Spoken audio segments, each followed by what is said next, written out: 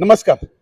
पावसाळ्या अगोदर लाईटचे खांब आणि वायर ह्याच्यावरती कोणत्याही प्रकारची झाडं पडून लाईटचा प्रवाह बंद होऊ नये यासाठी खबरदारी म्हणून पावसाळ्या अगोदर काही काही झाडाची छाटणी चालू आहे.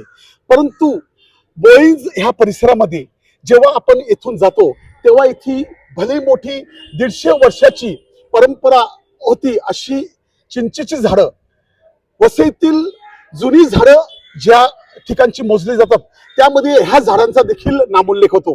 अशी झाडं आज छाटणी चालू आहे आणि ह्या ठिकाणी आज संपूर्ण दिवस जवळपास लाईटचं लोड शेडिंग सारखंच काम केलेलं आहे आणि कामकाज चालू आहे.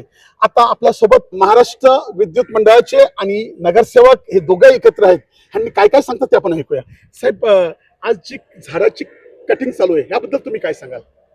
फार वर्षापासून ह्या लोकांची मागणी होती. मला पण मान्य आहे की झाडं फार जुनी आहेत, पण येथे काही धोका होऊ नये आणि जे जीर्ण झाडं झाले की जे जुनं झालेत कधीही पडू शकतात. मागे 2-3 वेळा इथे ॲक्सिडेंट झाला आणि ते झाड एका माणसाच्या अंगावर पडून तेथे त्या माणसाचा ॲक्सिडेंट झाला आणि त्याला ते हॉस्पिटलला घेऊन जायला लागलं. आता तुम्हीच बघा, हे पोल बघा, हे तारा पडून सगळे वाकलेले आहेत. कधीही यांचं नुकसान होऊ शकतो आणि जिवंत हानी होऊ शकते. त्याच्यासाठी येथील लोकांची मागणी असल्या कारणाने आम्ही फक्त वरून छाटणी करतोय आणि चांगला प्रतिसाद आहे. चांगला आहे. आम्हाला पण वाटतंय की जाणं आपला एक ब्रिज पण जातोय, रस्ता पण रुंदी करण्याची गरज आहे. येथे फार मोठा हा एकच रस्ता विराला जाणारा अर्नाळा, आगाशी, नंदाखाल, वटार, कोपरा, सत्पा इथली सगळी लोक ह्याच मार्गाने जातात. भविष्यात हा रस्ता पण रुंदी करण्याची गरज आहे. त्यासाठी ही झाडं छाटणे ही अत्यंत गरजेची आहेत. त्याप्रमाणे आम्ही महापौर, उपमहापौर आणि सर्वांची चर्चा करून हे काम चालू केलं आहे.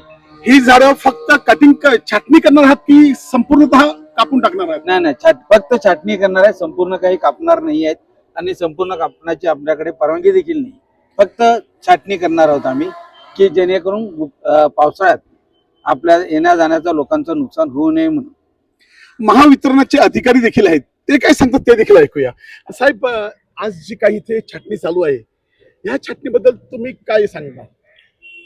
आपल्याला अर्नाळा इनकमर हा नारंगीवरून येतो आणि हा जो पॅच आहे हा जकात नाका ते जो ओलांडा नाका आहे इथे जी जुनी झाडं आहे या झाडांमुळे ते वारंवार फांद्या जे आहे आमच्या वीज वाहिनीवर पडतात आणि फीडर इंटरप्शन होतो. आता त्याच्यामुळे आपण महानगरपालिकेला साहेबांनाही रिक्वेस्ट केली होती की साहेब आम्हाला एक दिवस द्या आणि हे पूर्ण झाडाची फांद्याच्या छाटल्या तर कसं आहे लोकांना इंटरप्शन झाडाचे फांदे पडणं आणि इंटरप्शन कमी होईल. त्याच्यानंतर 24 तास आम्ही लाईन जे आहे त्यांना उपलब्ध करू शकू. त्याच्यामुळे आम्ही त्यांना रिक्वेस्ट केली होती. त्या रिक्वेस्टचा मान राखून त्यांनी आम्हाला आज छाटणी करण्याची परवानगी दिली आणि त्यांनी मशीनही उपलब्ध करून दिली आम्हाला त्याच्यासाठी, म्हणून त्यांचा धन्यवाद. आता ह्या ठिकाणी काही पोल हे बेंड झालेले आहेत. हो. ते पोल देखील ह्याच कामामुळे तुम्ही वायर सर्व आता काढलेले आहेत, तर पोल बदलणार आहात का? सर, पोल आजच्या दिवशी पोल नाही बदलणार. आज आम्ही जे झाडाच्या फांद्या छाटलेल्या आहे ते फांद्या छाटून सध्या ते सुरू करणार. आम्ही भविष्यामध्ये काही दिवसानंतर पोल पण आम्ही जे आहे ते सरळ वगैरे करून घेणार. आता इथे जे काही हा जो पट्टा आहे ह्या ठिकाणी तुम्ही वसईच्या पश्चिम पट्ट्यामध्ये भूमिगत केबलचा प्रस्ताव तुम्ही मांडलेला आहे आणि काही ठिकाणी काम देखील चालू आहे. तर अशा प्रकारे इथे भूमिगत केबल टाकण्याचा तुमचा विचार होता की नाही? भूमिगत केबल आमचा विचार आहे इथे, परंतु आता जी नवीन जे आम्ही एजन्सी आहे शिवा इलेक्ट्रिकल म्हणून, त्यांना कसं आहे की समुद्र किनारपट्टीपासून 3 किलोमीटर पर्यंतच त्यांना जे आहे KDMP एक प्रोजेक्ट आहे आपला, त्याच्यामध्ये समुद्र किनारपट्टीपासून 3 किलोमीटर हे पूर्ण अंडरग्राऊंड करणार आहे. हा पट्टा थोडासा बाहेर येतो आहे, पण तरी आम्ही दुसऱ्या स्कीममध्ये जो आहे हा पार्ट जो आहे आम्ही पालिकेशी चर्चा करून एवढा जो पार्ट आहे आम्ही अंडरग्राऊंड करण्याचा प्रस्ताव आम्ही पाठवत.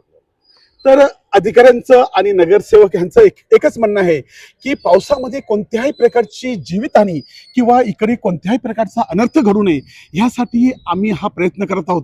आम्हाला देखील झाडावरती फार प्रेम आहे आणि झाडं सांभाळण्याचा आम्ही देखील प्रत्येक ठिकाणी प्रयत्न करतो, परंतु ज्या ठिकाणी फार गरज असते तिकडेच आम्ही छाटणी करत असतो. वसई लाईव्ह न्यूजसाठी दिलीप डाबरे, अब्दुल कलाम. नमस्कार.